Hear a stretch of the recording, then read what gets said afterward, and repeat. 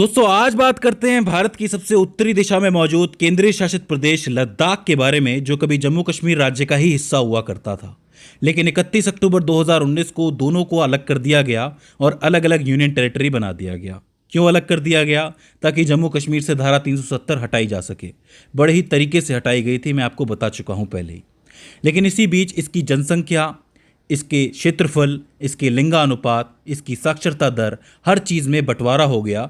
यही कारण है कि लद्दाख और जम्मू कश्मीर के अलग अलग आंकड़े अभी मौजूद नहीं हैं। लेकिन लद्दाख का जो वर्तमान क्षेत्रफल है वो लगभग 59,146 वर्ग किलोमीटर में फैला है। बचा 42,000 वर्ग किलोमीटर जो है वो कश्मीर के अंदर है। अगर इसकी सीमाओं के बारे में बात की जाए तो लद्दाख बहुत सी अंतर्राष्ट्रीय सीमाएं साझा करता है। जैसे उत्तर में ये चीन से जुड़ता है, चीन का जो शिंगजियांग प्रांत है, प्रोविंस है, उससे जुड़ता है। पूर्व में ये तिब्बत से जुड़ता है, ईस्ट में। वहीं अगर आप दक्षिण में देखोगे तो हिमाचल प्रदेश और जम्मू कश्मीर से जुड़ा हुआ है, और पश्चिम में भी इसकी सीमा जम्मू कश्मीर से लगती है। इस हिसाब से इसकी थोड़ी बहुत अंदर की सीमाएं हैं और थोड़ी बहुत बाहर की सीमाएं हैं। राजधानी की बात करोगे तो गर्मियों में इसकी राजधानी लेह है और सर्दियों में करगिल है। अगर आप इनके जिलों को देखोगे तो हाल में तो यही दो इंपॉर्टेंट जिले हैं, लेह और करगिल। लेकिन आने वाले समय में इसके टोटल 7 जिले हो जाएंगे, 5 नए जिले और बनेंगे, जिसमें जांस्कर, द्रास, शाम, नुब्रा और चांगथांग भी शामिल होंगे। तो इस चीज़ को आपको ध्यान में रख लेना है कि आने वाले समय में लद्दाख में 7 डिस्ट्रिक्ट्स होंगे टोटल। बात करेंगे यहाँ के सिंबल्स के बारे में, प्रतीकों के बारे में, तो यहाँ का राजकीय पशु है हिम तेंदुआ, जिसको स्नो लेपर्ड भी कहते हैं। और राजकीय पक्षी कौन है? काली गर्दन वाली क्रेन। विधानमंडल की बात करोगे तो यहाँ विधानसभा तो है नहीं, लेकिन विधान परिषद ज़रूर है, दोनों ज़िलों के अंदर, बता चुका हूँ। एक लोकसभा सीट है, क्योंकि इसको डायरेक्टली केंद्र सरकार ही चलाती है। यहाँ के प्रथम उपराज्यपाल की बात करोगे तो 31 अक्टूबर 2019 को राधा कृष्ण माथुर यहाँ के उपराज्यपाल बने थे, 12 फरवरी 2023 तक। वर्तमान उपराज्यपाल की बात करोगे तो कविंद्र गुप्ता जी हैं। इनके नाम याद रखना, इनके नाम बदल भी सकते हैं। जिलों की संख्या मैं आपको बता ही चुका हूँ। प्रमुख उद्योगों की बात करोगे तो पर्यटन यहाँ का सबसे मुख्य उद्योग माना जाता है। इसके अलावा यहाँ पर ऊनी वस्त्र बनते हैं और पश्मीना के उत्पादन बनते हैं। पश्मीना की शॉल वगैरह बनती है, जैसे स्वेटर वगैरह बनते हैं, जो बाहर बेचे जाते हैं, बड़े महंगे बिकते हैं। यहाँ के प्रमुख पर्वतों और नदियों की बात करोगे तो सबसे ऊपर काराकोरम रेंज गुजरती है, फिर लद्दाख रेंज गुजरती है, और उसके बाद जास्कर रेंज गुजरती है, जिसमें बड़े बड़े पर्वत मौजूद हैं। इनके बारे में मैं आपको अलग से बता चुका हूँ। हालांकि सिंधु नदी की आप बात करोगे तो वो वहाँ की सबसे प्रमुख नदी है। यहीं से होते हुए ये पाकिस्तान की तरफ जाती है आगे जाके। इसमें श्योक और नुब्रा नदी भी आकर के मिलती है, तो ऐसे में वो भी यहाँ की प्रमुख नदी हो जाती है। तो सिंधु नदी न सिर्फ यहाँ के लिए ज़रूरी है, आगे जाके पाकिस्तान के लिए भी ज़रूरी हो जाती है। जलवायु की बात करोगे तो शीत मरुस्थलीय जलवायु है यहाँ पर, मतलब रेगिस्तानी है लेकिन बहुत ही ठंडी है। गर्मियाँ जो हैं वो बहुत ही थोड़े वक्त के लिए आती हैं, लेकिन नाम मात्र का ही असर रहता है। लेकिन सर्दियाँ यहाँ पर बहुत ज़्यादा ठंडी होती हैं, बहुत ज़्यादा लंबी होती हैं। -30 डिग्री सेल्सियस तक भी इसका पारा जा सकता है। वर्षा की यहाँ पर बहुत ही कमी होती है, वर्षा यहाँ तक पहुँच नहीं पाती है। इसी में मौजूद है अक्साई चीन का एरिया, जिसको सफ़ेद पत्थर का रेगिस्तान कहा जाता है, जिस पर हाल फिलहाल चीन का कब्जा है।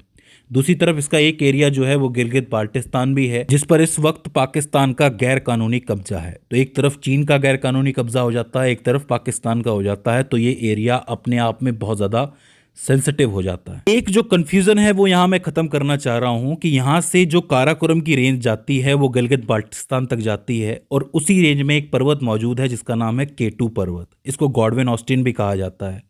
ये जो है काफ़ी ऊंचा पर्वत है, माउंट एवरेस्ट के बाद दूसरा सबसे ऊंचा पर्वत हो जाता है। ठीक है, तो ऐसे में चूंकि ये हिस्सा भारत की टेरिटरी है लेकिन पाकिस्तान के कब्जे में है, इसीलिए भारत का सबसे ऊंचा पर्वत, सबसे ऊंची चोटी कौन सी होनी चाहिए?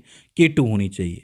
लेकिन हम किसको कहते हैं? कंचनजंगा को कहते हैं। कंचनजंगा तीसरी सबसे ऊंची चोटी है, इसलिए मैं K2 को भारत की सबसे ऊंची चोटी कहता हूं, लेकिन लोग कंचनजंगा को कहते हैं और लड़ते हैं आके। तो प्लीज़ आप इस चीज़ पे थोड़ी सी रीजनिंग लगाइए, उसके बाद आप कमेंट लिखिए। भाषाओं की बात करोगे तो यहाँ पर लद्दाखी बहुत बड़े पैमाने पे बोली जाती है, थोड़ी बहुत हिंदी बोली जाती है और अंग्रेजी बोली जाती है। बात करेंगे लद्दाख की प्रमुख फसलों के बारे में, तो यहाँ की मुख्य फसल है जौ। इसके अलावा गेहूं भी होता है और मटर और बकवीट भी होता है। राष्ट्रीय उद्यानों की बात करोगे तो हेमिस राष्ट्रीय उद्यान बहुत ज़्यादा फेमस है हिम तेंदुओं के लिए, कई लोग घूमने आते हैं। इसके अलावा एक वाइल्ड लाइफ सेंचुरी भी है, वन्यजीव अभ्यारण्य, जो करगिल के अंदर मौजूद है, करगिल वन्यजीव अभ्यारण्य के नाम से।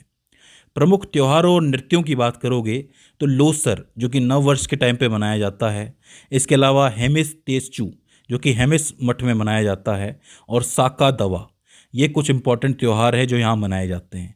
नृत्यों की बात करोगे तो जबरों नृत्य और चाम नृत्य जिसको मुखौटा नृत्य भी कहा जाता है, ये यहाँ बहुत ज़्यादा फेमस है। शक्ति परियोजनाओं की बात की जाए तो मुख्य रूप से जल विद्युत परियोजनाएं यहाँ पर मौजूद हैं। जैसे सिंधु नदी पर आपको निम्नू बाजगो परियोजना देखने को मिलेगी। हाइड्रो इलेक्ट्रिक प्रोजेक्ट है, इससे बिजली बनती है, तो लद्दाख की थोड़ी बहुत हेल्प हो जाती है इसके अंदर। इसके बाद आखिर में आप यहाँ के पर्यटन की बात करोगे तो लेह में मौजूद है लमा यूरू, काफ़ी फेमस है। लद्दाख में दुनिया की सबसे ऊंची खारे पानी की पेंगोंग झील भी मौजूद है। नुब्रा घाटी बहुत ही खूबसूरत है। सुरू घाटी और द्रास, जिसे लद्दाख का द्वार भी कहा जाता है, वो भी मौजूद है, बहुत ही खूबसूरत है। यहाँ पर लोग घूमने जाते हैं। यहाँ पे इसी से अच्छी खासी आमदनी होती है, तो पर्यटन को मुख्य केंद्र कहा जाता है। इसके अलावा ऊनी वस्त्र बनाए जाते हैं, तो इस चीज़ को आप ध्यान में रख सकते हो। तो दोस्तों, ये हो जाता है लद्दाख का क्विक रिवीजन, जिससे कि सवाल बन सकता है। आई होप इस वीडियो से आपने कुछ ना कुछ नया ज़रूर सीखा हो और ये वीडियो आपके लिए हेल्पफुल साबित रही हो। अगर इसके बाद भी इसके अंदर आपको कोई क्वेरी आती है, कोई दिक्कत आती है, तो आप हमें कमेंट सेक्शन में बता सकते हैं। तो दोस्तों, आज की इस सिंपल सी वीडियो में बस इतना ही। See you in the next one.